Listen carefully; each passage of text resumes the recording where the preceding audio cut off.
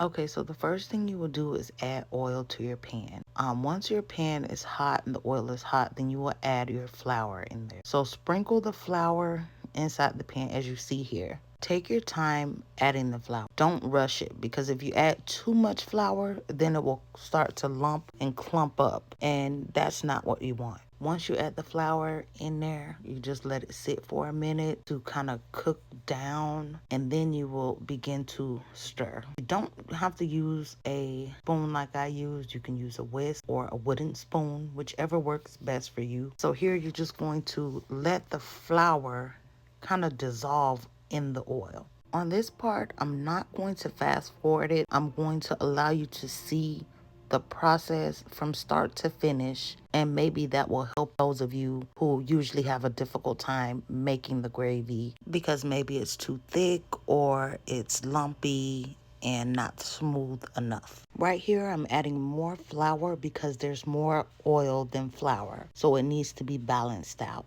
When adding more flour, just use your judgment. You don't want to add too much or too little. So once you have the right balance of flour and oil, you will begin to mix it together. So your ultimate goal here is to get it from being separated the way it is to being smooth out and looking creamy. So you would do that by constantly stirring it, pushing the spoon down, flattening out the flour into the oil so that it can dissolve and blend in with the oil. It will get smooth. Your goal here is to smooth out the flour into the oil. You want to make sure that it has no lumps. I'm not going to fast forward it. I'm going to allow you to watch this process so that you can see how to make the gravy yourself without lumps. This part takes a lot of patience and just waiting. So basically you're stirring and you're waiting until it turns brown. The longer you do this, the darker it will become. If you don't have time to wait until it gets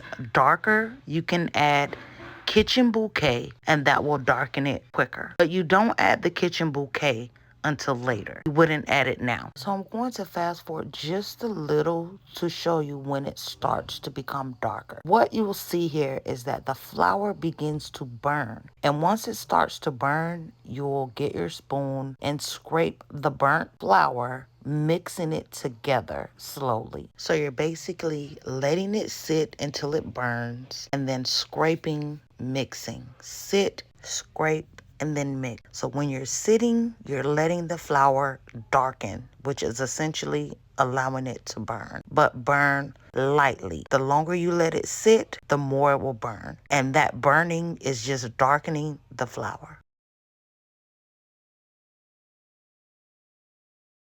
See how it sat? Now that flour burnt a little, it's darker. Now you scrape it off, mix it up. But you have to trust the process because the burning is just browning it. It doesn't taste burnt.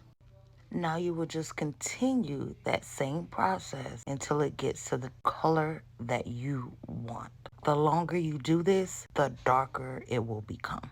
You can use this as a roux for your gumbo. You can use this as a gravy for smothered pork chop, smothered steak, liver and onions, Salisbury steak. This is homemade gravy. So now what I'm going to do is fast forward this part and where you see where I add the onions in. My mom taught me this way of adding the onions in because if you cook the onions first, they tend to burn. So this way the onions can saute, but they won't be burnt.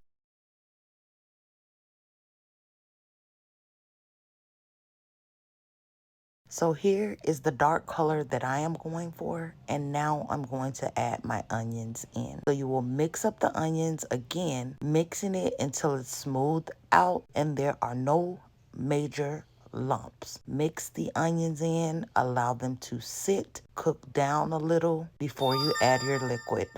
Now, when it comes to adding your liquid, you can use beef broth or you can use water. Broth definitely gives the gravy more flavor. I was taught with water, so that's the way I'm teaching you. But you can change it up and you can add whatever liquid you choose as far as broth, chicken broth, vegetable broth, beef broth. It's up to you. Now, when you start adding your water, add a little at a time. Add the water, go ahead and mix it up like you've been mixing it slowly. Adding water, mixing. If you add the water too fast, it's going to lump up. So you want it to remain smooth and creamy. In order to do that, you have to add the liquid slowly, removing the lumps, mashing it down with your spoon. Have a whisk, whisking it out, smoothing it out, adding liquid, smoothing it out, adding liquid until you reach the thickness of the gravy that you want. And then you would add your seasonings, add your cooked meat, let it simmer 30 minutes, and that's it.